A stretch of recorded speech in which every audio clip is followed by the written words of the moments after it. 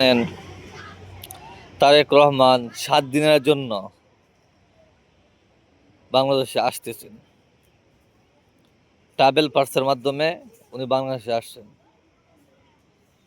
তো travel pass কি? এটা হলো ভ্রমণের জন্য এক ধরনের নথি বা প্রমাণ, যেটা এক দেশ থেকে অন্য দেশে ভ্রমণের জন্য যেটা সরকারের পক্ষ থেকে ইস্যু করা হয়। অর্থাৎ উনার যেহেতু পাসপোর্ট নেই, উনি যেহেতু লন্ডনের নাগরিক, এই জন্য উনি সরকারের পক্ষ থেকে ট্রাভেল পাস নিয়ে বাংলাদেশে আসতেছেন 7 দিনের জন্য। অর্থাৎ ওনার কেমন যেন আসল বাড়ি লন্ডন। কারণ আজ থেকে